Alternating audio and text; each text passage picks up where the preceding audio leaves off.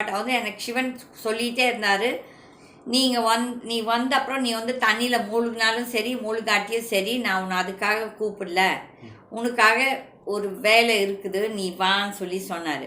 நான் கூட நினச்சினேன் என்ன சிவன் எனக்கு தான் சிவன் சொன்னார், நான் உன்னை பார்ப்பேன் பட் நீ என்னை பார்ப்பியோ இல்லையோ தெரியாது, பட் உனக்கு ஒரு வேலை இருக்குதுன்னு சொல்லிட்டு இருந்தார். நாங்கள் வந்து முதல் நாள் போயிட்டு நாங்கள் அந்த டென்ட்டுக்கு போகிறதுக்கு முன்னால் நாங்கள் காலையில் டீ சாப்பிட்டுட்டு இருந்தோம்.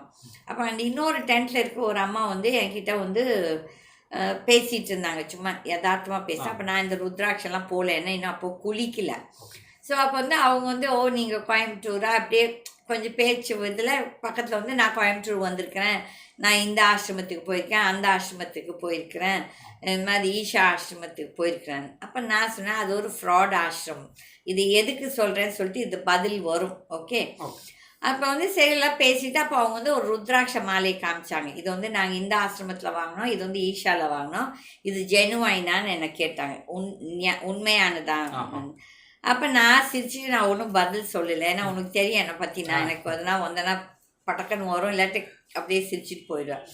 அப்போ நான் சொன்னேன் உங்களுக்கு ருத்ராட்சை தானே வேணும், நான் கொடுக்குறேன், பட் என்கிட்ட இருக்கா இல்லையான்னு தெரியல, இருந்தால் நான் கொடுப்பேன், இல்லாட்டி அனுப்பிச்சி வைப்பேன்னு சொன்னேன், உங்கள் அட்ரஸை கொடுங்க. அதுவும் ரொம்ப பேசிட்டு எல்லாம் விட்டுட்டோம். அப்புறமேல் நாங்கள் வந்து இது தண்ணியில் திரிவேணி சங்கமத்துக்கு வந்து நான் ஆக்சுவலி காலையிலே போனோம். உங்களுக்கு தெரியும்ல, எனக்கு வந்து எப்போவும் காலையிலே ஏர்லி மார்னிங் பண்ணேன். பட் மாமா வந்து இல்லை 11 மணிக்கு போகலான்னு சொல்லிட்டு போகிறோம். கூட்டம் அப்படி அலமோதுது.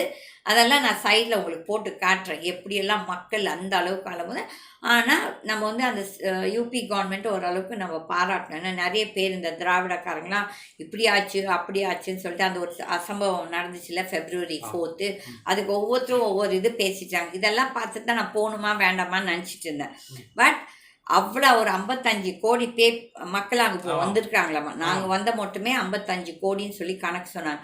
அந்த 55 கோடியை வந்து சமாளிக்கிறது ரொம்ப ரொம்ப கஷ்டம்.